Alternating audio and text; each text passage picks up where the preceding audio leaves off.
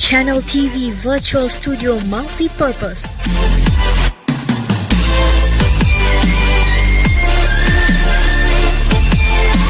We provide virtual studio space for multi-purpose, talk show, news, online coaching and presentation, webinar, forum conference and more.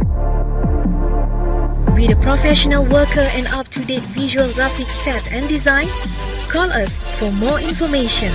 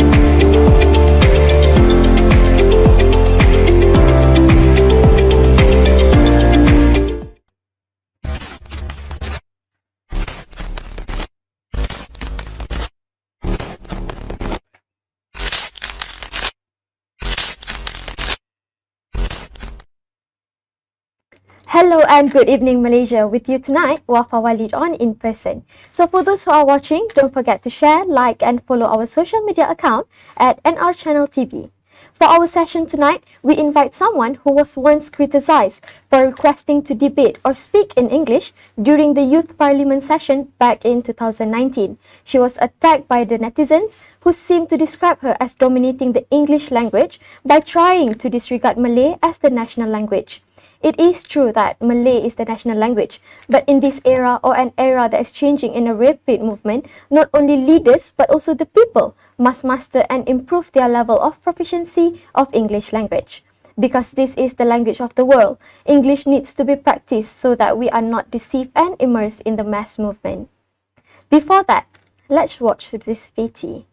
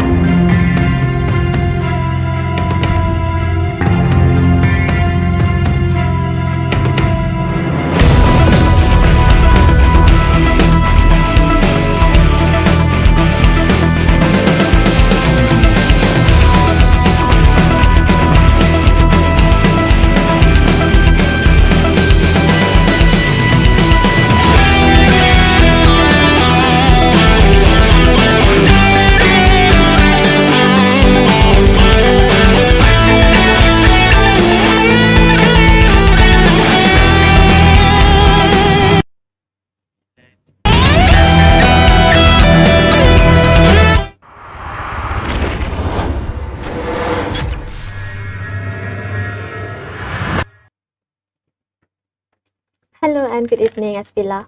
So how are you doing? I'm good. How are Thank you? I'm good, thank you. Thank you for being here with us tonight. So before we begin, perhaps you would like to share a little bit about yourself? Hi, I'm Asbillah Faizan. I'm currently studying in UAE and also I'm working as a special officer to Datuk Noorani Ahmad, our higher education minister, strategizing her social media tactics, Twitter especially.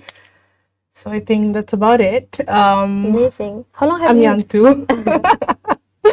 That's something you need to highlight. Of course. All right. So, would you consider English language as your main language?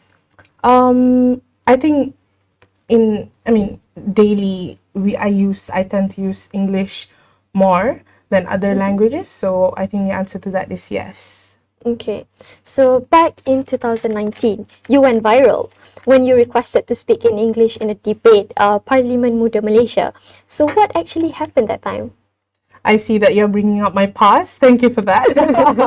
I think everyone was given Malay scripts, not given. I mean, we were asked to prepare our scripts in Malay, but it just did not, when I stood up to speak, I was, cameras were on me, everyone was looking in that tense and, nervous. I just decided that, look, I'm not going to read, but because if I read, it's just going to look very unnatural and, why would I fake myself in something that I really wanted to do? So I thought, okay, I'm just going to speak in English because my content matters, right? Not the language.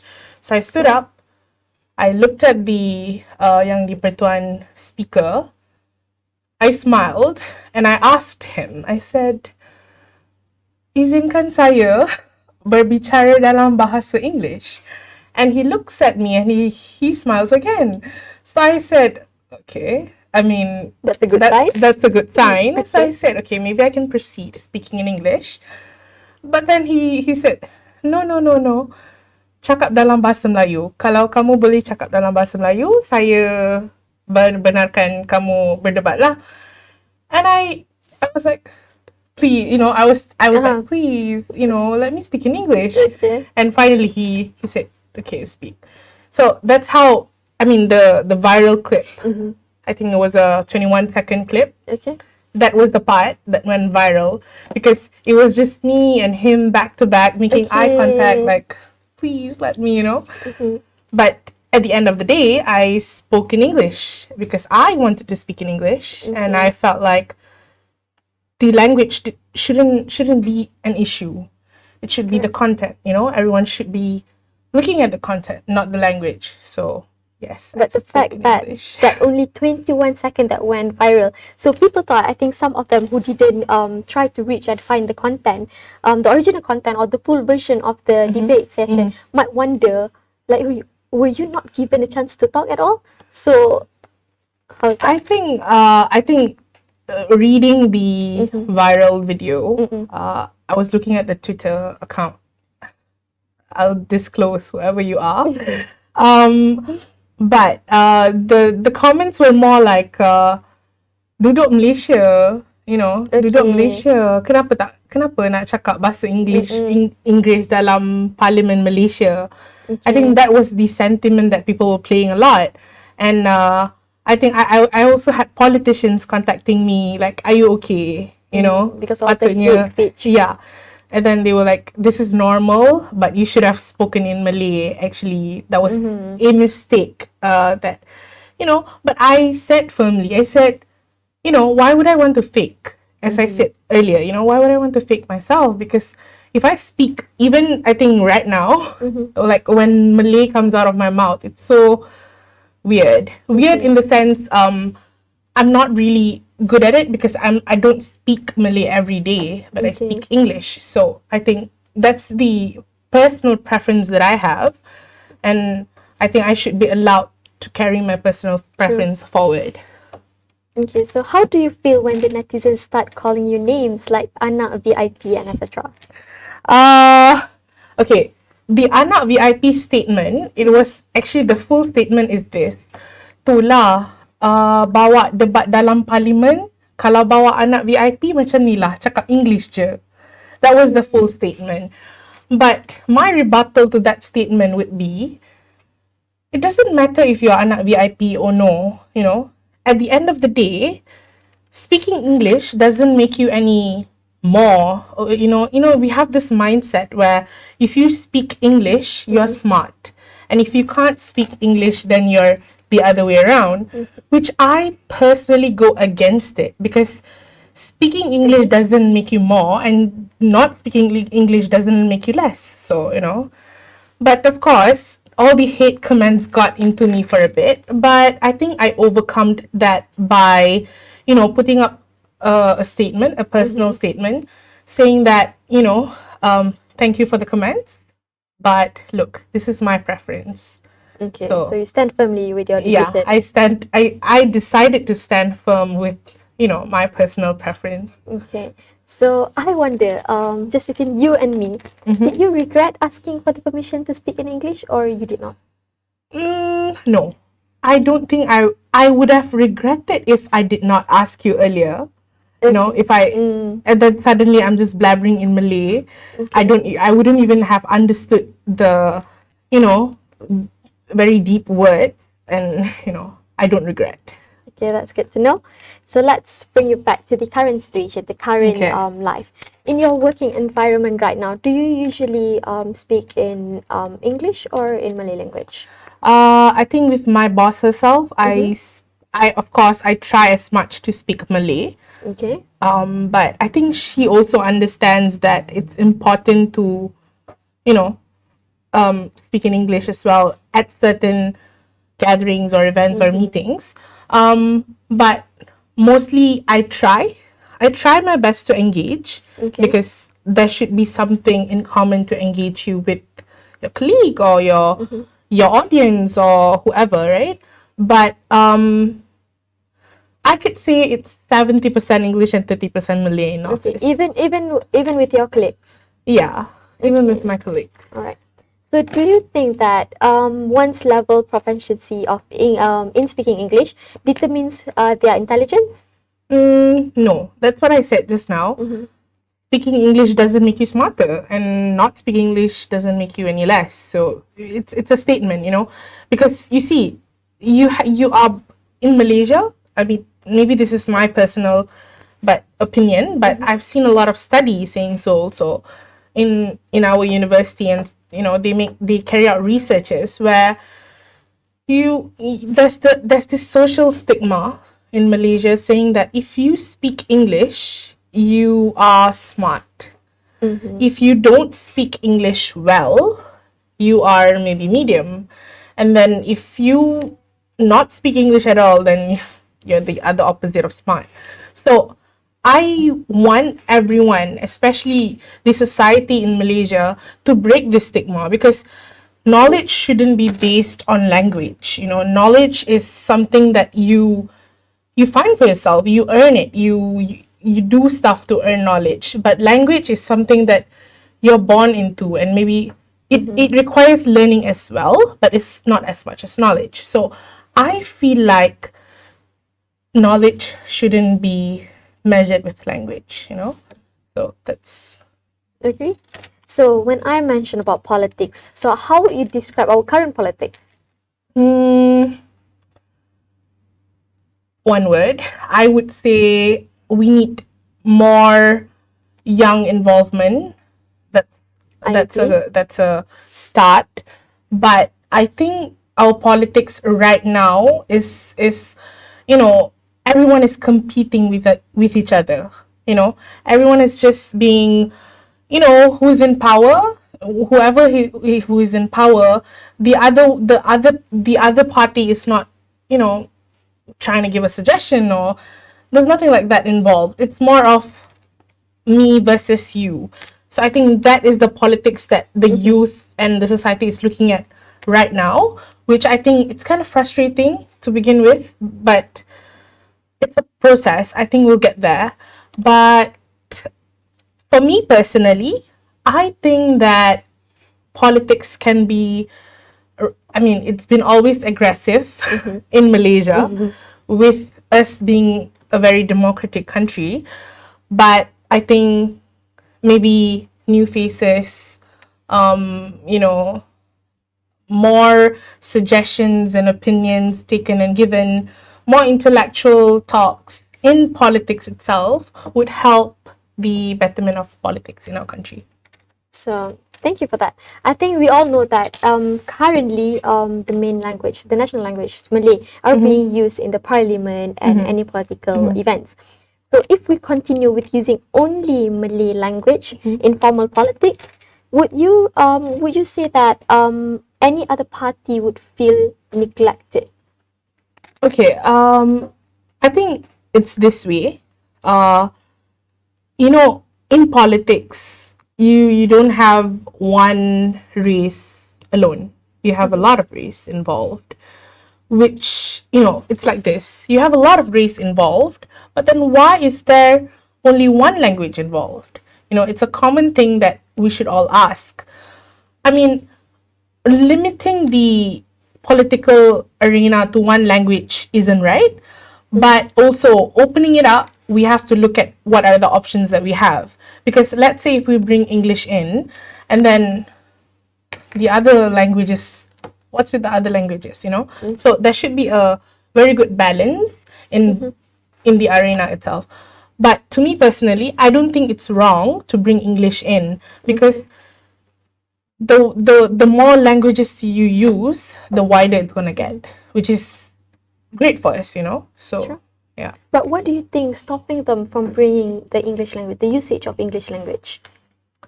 What's stopping them? I think number one is maybe they're thinking that you know, when they start, for example, let's say party A starts to use English, other people, especially the people in the rural areas or the outskirts of, you know, these people might have this stigma in their head where, oh, they're gonna think that this party is too liberal, this party is too modern for us, you know.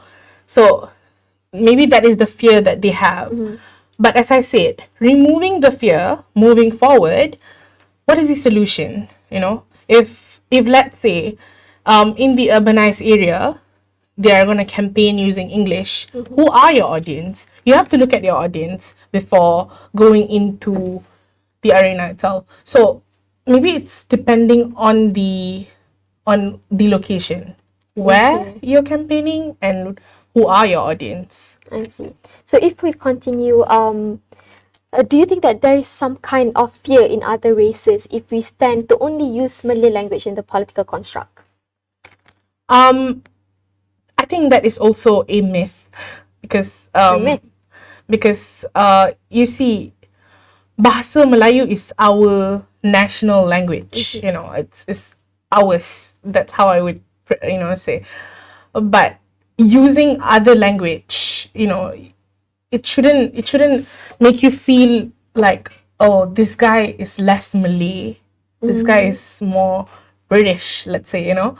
I mean, that's how they labeled me, right? Compared to the other debaters. The other debaters were more Malay and me being a little bit British. So I think that is a stigma, as I said earlier, that maybe in the future it can be changed, which needs a lot of work. But again, there's a stigma going on. So first, we have to see how that can be solved. Okay, so when you say that there's a need of change, how would you recommend us to start with the change? How could it start? I think maybe, for example, as I said, during our campaigns, looking at the areas, because our campaigns are going to be, for example, it's not going to be in one place stagnant. We change our campaign areas, right? So maybe we can start with looking, I mean, before you start a campaign, you do research, right? You are going to have an estimation of who is going to come, how many people are going to come, how many people are going to attend the talk and all. So why don't you also do a research before on what is the language that they prefer? Because I feel like some areas, honestly speaking, some areas would prefer English if you speak in English. Okay. Explanations of the campaign being in English. And maybe some areas don't prefer English, which is okay, you know. So I think this has to be the first step. And then maybe, you know, just slowly, Okay. you know, whenever you talk to your kids and talk to your friends, just avoid the stigma of, you know, I've been at places where, let's say, we go for coffee, right, Okay. with friends and all, and everyone's speaking Malay, and suddenly when I speak in English, everyone's like, whoa, whoa, you know? Okay, start giving faces. Yeah, like, whoa. I mean, come on, we're just hanging out. And, you know, why? Why is it wrong to speak in English when it's just, that's a language too, right? So maybe that personality and all that, as I say, it requires a lot of time. So what about us? What about the young people, the youth out there? So how do we start to increase our level of proficiency in English? I think university students, I think Wafa, you are also aware that we use English in UIA. And I think many other universities, they use English too. But I think let's start with the basics. I might sound really old for what I am about to say, but I think I improved my English because my grandfather taught me to read. That was the first step. Because honestly speaking, I don't come from a British-based family. I come from a normal family, you know. So, but then the push for me was reading. So, you know, there was once, you know, I was reading, you know, it was just like a thing that was going on. Don't mind me, but I don't read anymore now. Which I have to start again. What happened to me was I was just reading, you know, and then I was looking at a lot of English articles and all that. And you know, when all of my friends gathered, and it was my foundation days in uni, during my presentations, I used really bombastic words that I didn't even know that I had in mind. So you know, that is how I started. Maybe for other people it's different, but don't be afraid to make mistakes. Honestly speaking, if you looked at my 2019 debate video, the video that got viral, but the full version of it, I make a lot of grammatical errors. So no one's perfect. No language is perfect, you know. Make mistakes, but learn from it. So yeah, that's my stance. Okay, so as you can see now in our political world, some of our prominent figures, be it back in the previous time and the current one, they only use Malay language. Why do you think they do so? I think it's the inferiority that they have built over the years, but also, you know, it's hard to say this, but we do have to bite the bullet. It's the, you know, so it's like, okay, for example, I said to you that if I, you know, speak in English, all of my friends are looking at me like, hello, you know. So I think it's that also. But in the other hand, it's also the fear that is built in to speak in the language that they prefer. The fear of making mistakes, or the fear that people might describe you as both. Oh, okay. When you say both, what is the other one? The fear of people just judging you, you know. Right. Okay, so if we increase the usage of the Malaysian language in the current political era, would they feel threatened of themselves, like making mistakes in front of people? As I said, it's another language, and language shouldn't measure anything. So I don't think they should be in fear, but who's gonna start it should be, you know, I would definitely give my hats off to this person who's gonna start it. But you know, at the end of the day, it's what you prefer. I mean, this right now for me, if you ask me, maybe mine is English. If I ask you, maybe yours is something different. So it's based on personal preferences because language is not limited. You have like a lot of languages. Agree. So what about in the eye of the world, perhaps, if we starting to implement the usage of English language more and more? So what do you think? How do they perceive us, perhaps? In the eyes of the world, Yeah, us speaking in Malay or in English. Okay. If we start speaking in English. I'm not sure if we've spoken about this, but in UIA itself, during my foundation days, after a presentation, I've had people from overseas because UIA is an international Islamic university. So I've had people come to me and say, your English is so good, you know? Okay. And in their country, they speak English, you know? Like English is their prime language. But when they do that, you realize that, oh, okay. That means, you know, it's not limited. The language is not limited. You can speak English, and if somebody else is coming and telling that to me, that means in their country, you know, maybe they're impressed that we in Malaysia can speak up to that level. So, you know. Okay, so do you agree that all politicians should master both languages? It's Or a any choice. other language, perhaps? It's a choice. Honestly, it's a choice. I've seen great leaders, great politicians, you know, within my reach who speaks absolutely like this. They are like, when they speak, it's just like, wow, you know. So I've seen both, you know, whose language is not so good, and they would just, you know, for example, we give them a English speech, but they just end up doing it in Malay. Their preference. And then I've seen the other one who brings a script but doesn't read a script and just does it spontaneously in English, and it's just wow, you know. So to answer your question, I think for me to say it's a must is not right, but for me to say maybe they can try is probably right. Okay.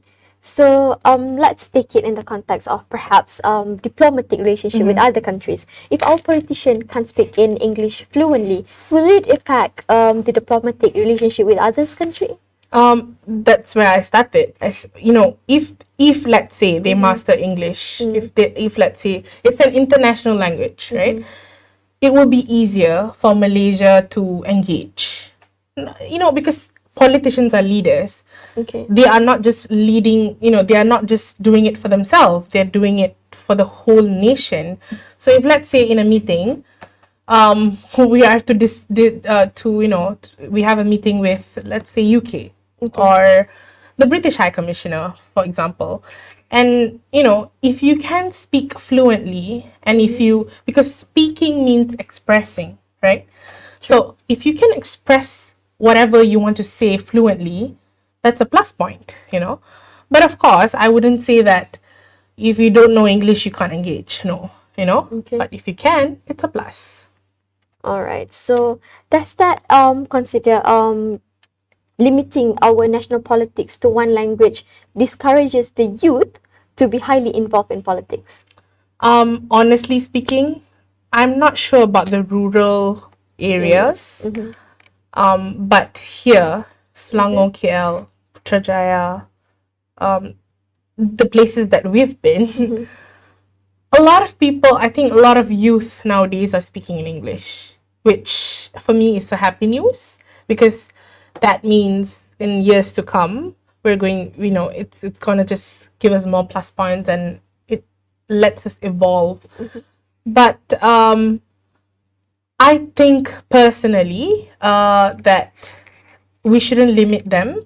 If they want to speak in, let's say we have new youth candidates, let them speak in whatever language they want. So I think youth in politics, let them make the decision. Okay. So in the context of our title, do you think that the language is currently dividing us in Malaysia? language shouldn't divide. It should unite. But this is rather sad to say. Okay. But we have bubbles. I don't know if you have heard about it. We have bubbles who can speak English, bubbles who can speak Malay, and these two will be like, okay, these are the guys that can speak English very well, so let's not mix with them. I don't want to see these bubbles in the future, because it should unite us, but right now I feel like it's dividing us more. Okay, so how does it affect our country when these bubbles, let's say in the near future, 2-3 years perhaps, and it doesn't pop? They're still in the bubbles. I think it's going to affect us in a way where everything will be divided. Divided in the sense, the youth in the future, if they are not in common thinking and they don't come together, then what is about to happen to our country? So these are the general things that I can say. Okay. But I think in a mega scale, if you look at it, if there are still bubbles in the future, then even maybe in university and higher education institutes and in common spaces, like where we go to hang out, right? There's gonna be like, these tables are those people, these tables are those people, so we don't need that division. What I'm saying is, if language can unite us, then it should be united. Okay, so let's take our current prominent figures. I think I shouldn't be mentioning names, but perhaps like when you see they're sharing contents, they prefer to speak in English, and the how do I say, the veteran politicians might give this sentiment like, why are you speaking in English? We should martabatkan bahasa Melayu. But then when they change to Malay, start to post Malay content, and then those who already be following him or her start to say, oh, you're going back to Malay. So who is your target participants?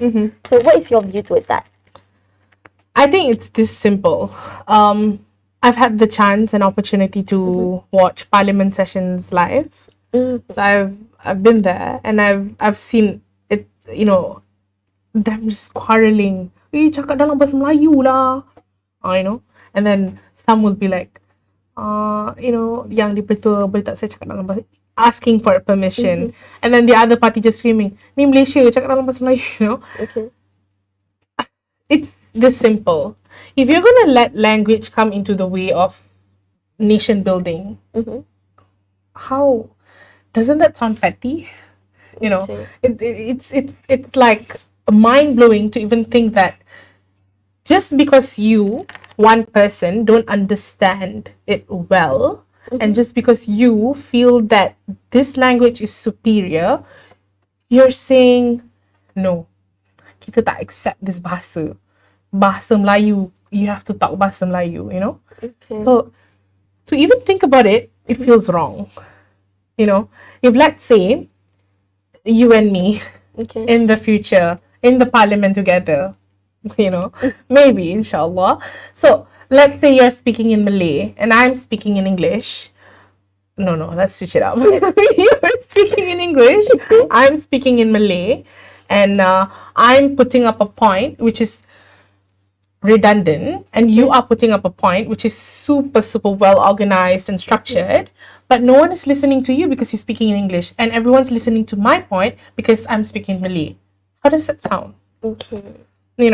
It's like, just because you are using a language that is not so common just yet, not in the future just yet, everyone decides to just no, Ignore. disregard. So that's not right. What I'm trying to implement from the beginning of our interview is, why not for once interpret the content that someone is saying? interpret what is this person about to say and then judge. Don't judge because she's speaking English or she's speaking Malay or she's speaking other language. That's not right. Agree. So do you think that the quarrels that happen in the parliament session could give a bad or negative view towards the youth who are planning to start joining and upskill themselves to start be more involved in the politics? I think the parliament should be an example of how, discussions and how we because we're a democratic country, right? So how we should be discussing of things. But right now, I'm not sure how youth views it, because personally I've read comments like, ni parlimen ke pasar malam, ni and then some would say, ni ke orang yang leading our country, So these are the comments, and comments are actually views on how they feel. So interpreting those comments, I do think that, maybe the politicians now in the cabinet and, those who are able to debate in the parliament, I mean, have some common sense and, moving forward, do not use harsh words, be professional as possible. So I think that is something that every youth wanted to voice out, and I guess I've done it today. So that is from the view of you commenting, seeing comments from the youth. But what about your own perspective and your own view when you watch the parliament session? I think being in the parliament some days, I do think that we have great politicians. Let's start there.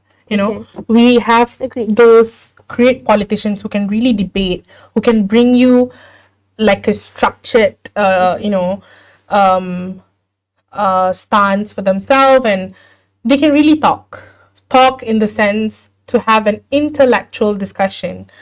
But there are also people who, let's say, doesn't know how to do that in a proper way.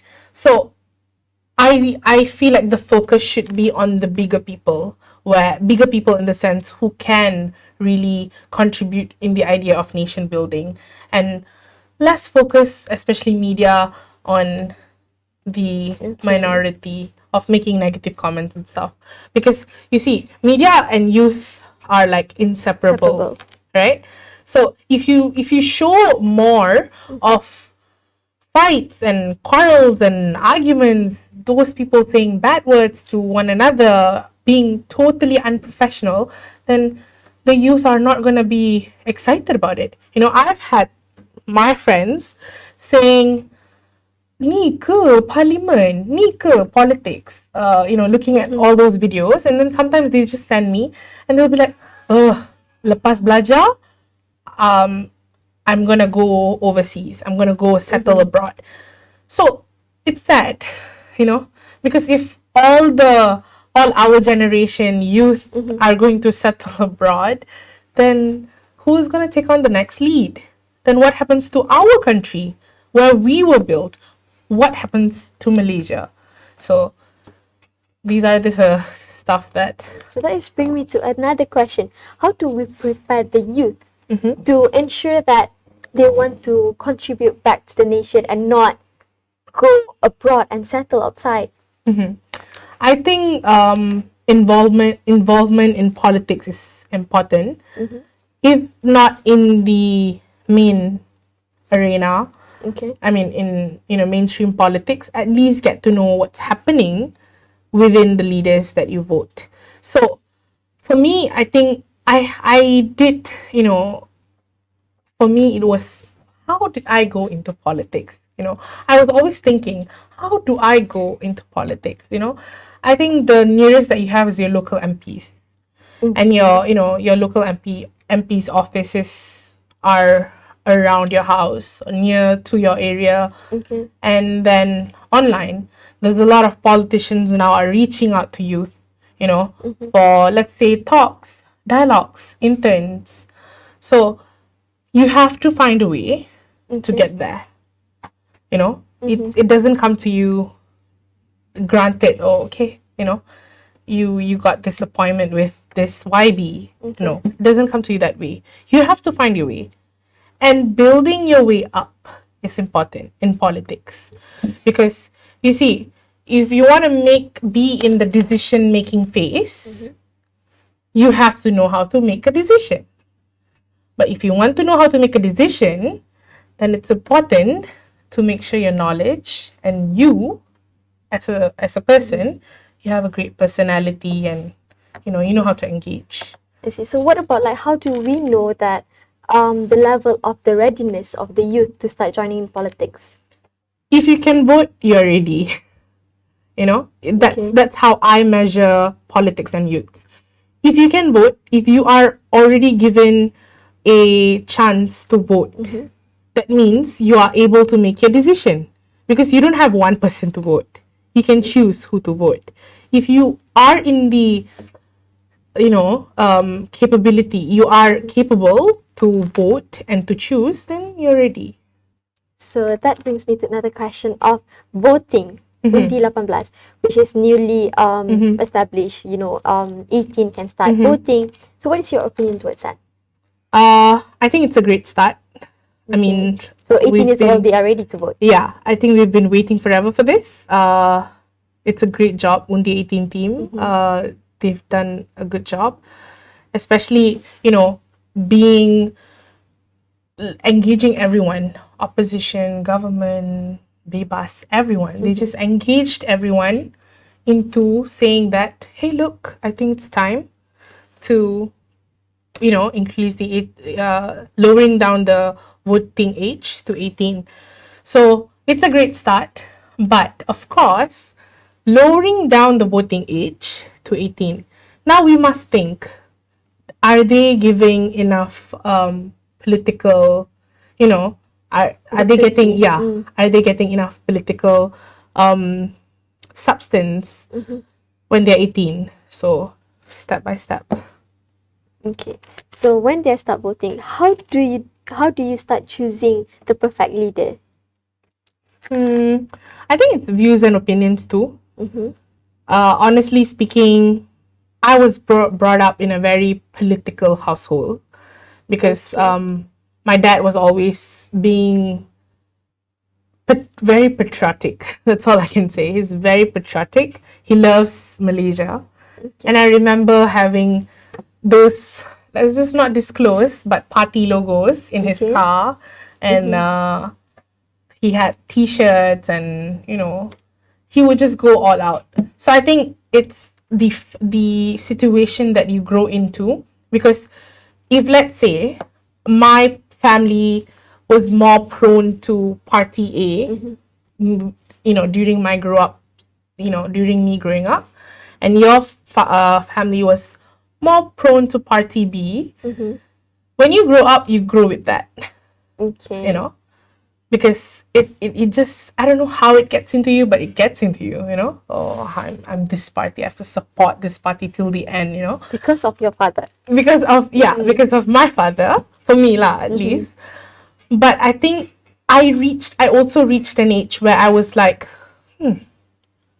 no, this is not right, because you're always fed with news and articles, and you see videos, being in the political arena, you see live every day on what's happening, So I think growing up, maybe you have a different stance, but you will reach a point in life where you just want to either stick with that or you feel like, no, this is wrong, I have to, So, did you switch after that?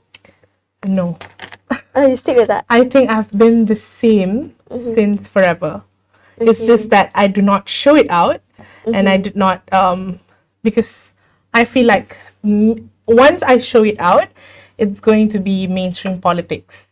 But I decide to do that after I'm done with my studies.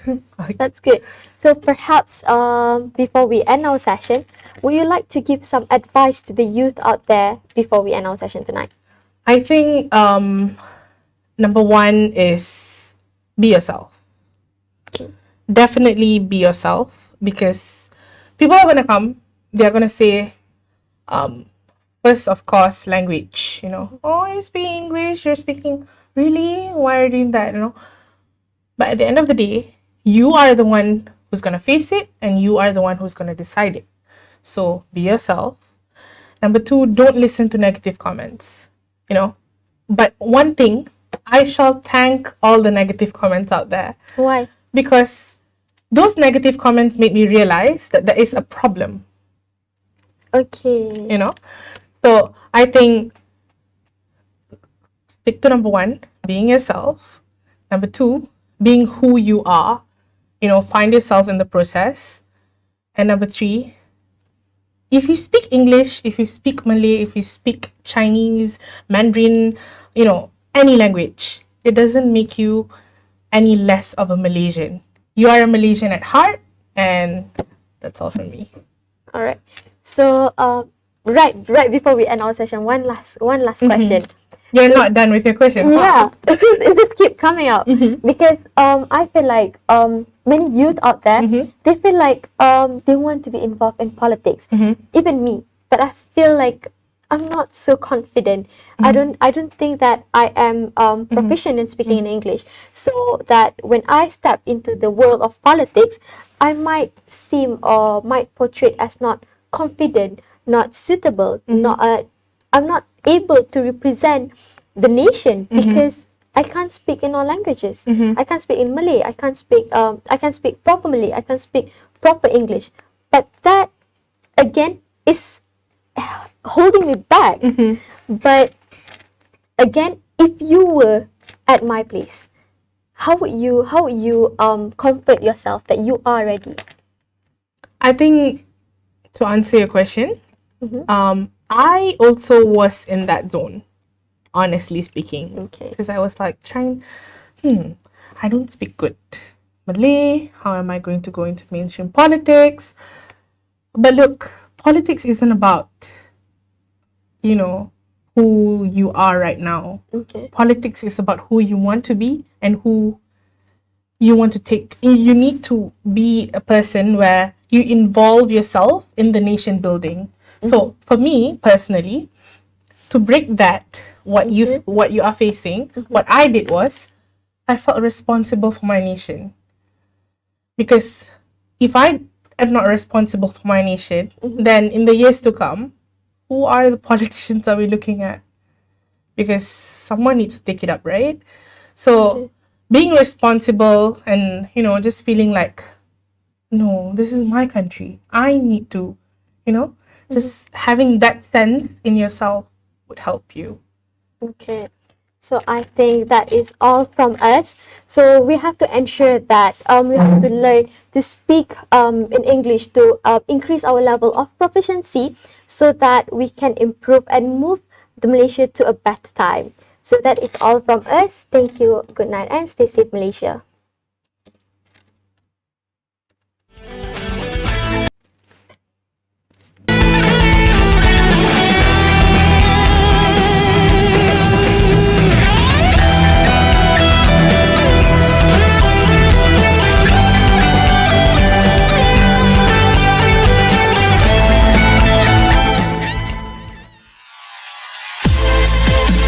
NR Channel TV Virtual Studio Multi-Purpose.